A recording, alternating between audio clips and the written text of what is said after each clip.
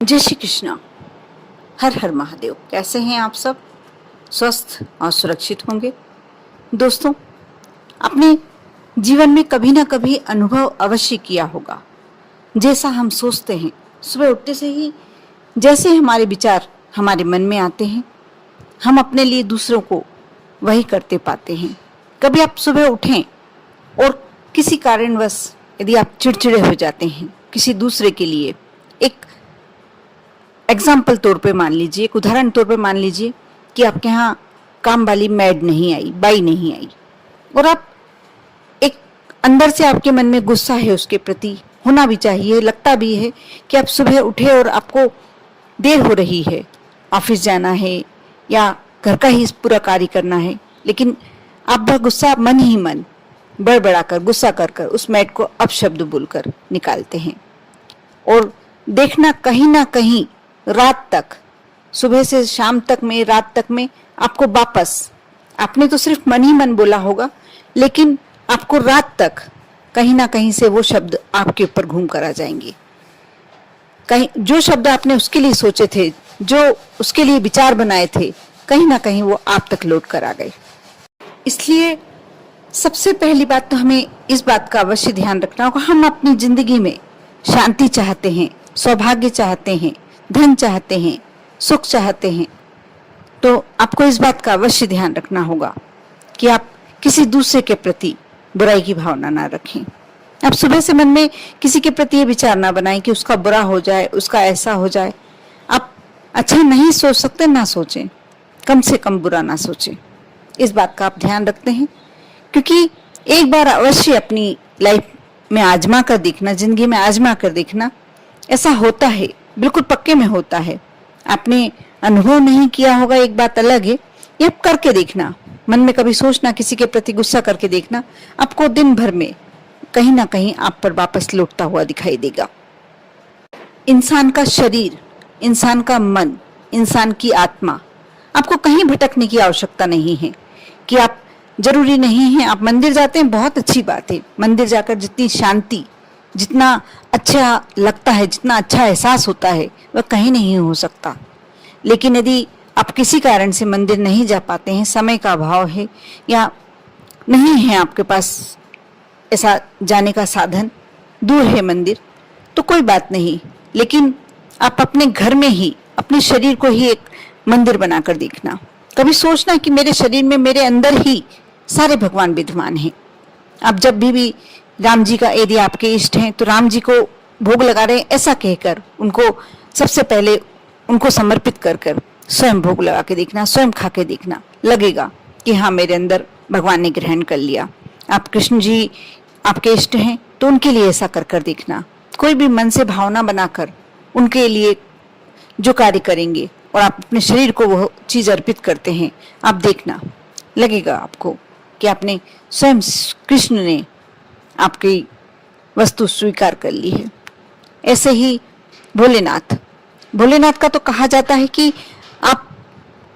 आपके अंदर ही सारे भगवान विद्यमान हैं, और भोलेनाथ तो सभी के अंदर, सभी के पूरी तरीके से समाये हुए हैं।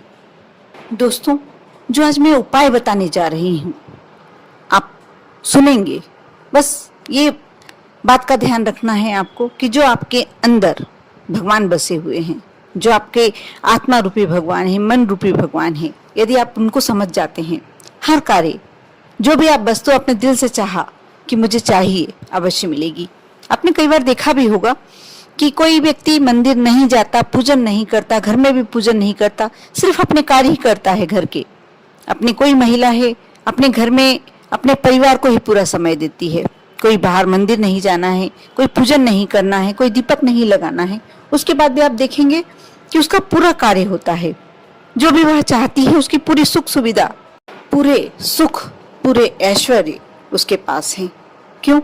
आप मंदिर जाते हैं, हर कार्य करते हैं, भगवान को भोग लगाते हैं, दीपक भी लगाते हैं, दिन भर में आप कम से कम 10 दीपक लगाते हैं, 10 बार घी की बाती लगाते हैं, लेकिन आपको वह वस्तु नहीं प्राप्त हो पा रही है, आपको वह सुख नहीं प्राप्त हो पा रहा।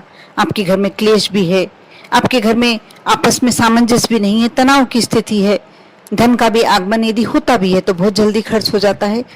आप आपके बच्चे आपकी बात नहीं सुनते हैं, ये सारे कारण आपको यदि दिखते हैं तो आपको लगता भी है कि मैं इतना भगवान को पूजती हूँ, मैंने इतना भगवान की पूजन करी और मेरे को इसका प्रतिफल ही नहीं मिल रहा। वह दिन भर अपने घर के कामों में लगी रहती है और उसको सारी चीजें मिल रही हैं, सारी वस्तुएं मिल रही हैं, सारे सुख मिल रहे हैं। ऐसा अपने अंदर एहसास होने लगता है, आपको ही नहीं सभी को। यह एहसास एक ना एक बार सभी को होता है, कभी ना कभी आपको भी हुआ होगा, लेकिन आपने कभी कारण जानने की कोशिश नहीं करी। जो महिला अपने घर को पूरा दिन दे रही है, पूरा समय दे रही है, वह भले ही भक्ति नहीं कर रही हो, भले ही मंदिर नहीं जा रही हो, भले ही दीपक नहीं लगा रही हो, लेकिन कहीं ना कहीं अपने अंदर बैठे हुए भगवान को पूजन कर रही है, उसे पूरा तृप्त कर रही है, अपने घर के परिवार के लोगों को पूरा तृप्त कर रही है, हर इच्छाएं, हर मनोकामनाएं उनकी पूरी कर रही है। बस यह जानती है वो कि कहीं ना कहीं मेरे अंदर भगवान है और मुझे यदि बाहर के लिए समय नहीं मिल पा रहा, कोई बात नहीं, मैं अपने अंदर के भगवान को भी पूछ सकती हूँ और मेरी सारी इच्छाएं वहीं से पूरी हो सकती हैं। इसी प्रकार जो मैं आज उपाय बताने वाली हूँ, ये ऐसा ही कुछ उपाय है।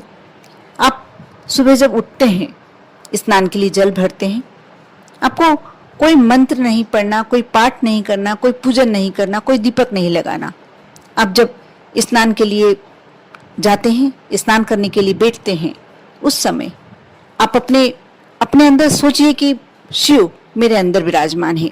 तो एक मिनट भी नहीं, एक क्षण कहूंगी मैं, एक छोटा सा क्षण आप आंखें बंद कर एहसास कीजिए। आपको ये वॉशरूम में ही करना है। एहसास कीजिए कि मेरे अंदर भोलेनाथ स्वयं बैठे हुए हैं और ओम नमः शिवाय जो भी आप मंत्र कर सकते हैं, एक बार बोलकर आपको अपने सिर पर से जल, यह सोचकर कि मेरे अंदर जो शिव समाहित है उनका अभिषेक कर रही हूँ, और आप जल डाल लीजिए और अंदर की जो आंतरिक खुशी होती है वह अपने अंदर लाइए। आप देखना, सिर्फ आपको यही करना है, बस दिन भर में एक बार। उसके बाद आप जो पूजन करते हैं, पाठ करते हैं, उसके लिए मैं ना मना करूंगी, ना कहूंगी कि आप ये करिए या मत करिए, बस आपको यही करना है। आप ये कर लेते हैं, आप देखना वो दिन आपका कितना अच्छा जाएगा। कितनी, ना आपको कुछ मांगना है, ना आपको कुछ बोलना है, सिर्फ अपने अंदर बैठे हुए भोलेनाथ को एक लोटा जल समर्पित करना है। उसके बाद आप जैसा स्नान करना चाहें वैसा स्नान करें, जो करना चाहें वैसा करें, लेकिन एक बार अपने अंदर बैठे हुए अपने भगवान को पूछ कर देखिए। बस इतना ही उपाय था, इतना छोटा सा उपाय था, लेकिन जो भी व्यक्ति कर लेता है, मानकर चलिए जिस दिन आपने ये कर लिया, आपका वह दिन तो बहुत ही सर्वश्रेष्ठ निकलने वाला है। जो भी आपको कभी तनाव का तो लगेगा ही नहीं, आप उस दिन अपने आप को तनाव मुक्त महसूस करेंगे और उस दिन का दिन इतना अच्छा निकलेगा। आर्थिक रूप से भी आपको कहीं ना कहीं से कोई खुशी जो अवश्य मिलेगी। जो भी आप चाहते हैं, जो भी आपके मन के अंदर की इच्छा है, अवश्य पूरी होगी। ऐसा नहीं कि आपको उस समय अपनी इच्छाएं बोलना है, कुछ नहीं करना आपको।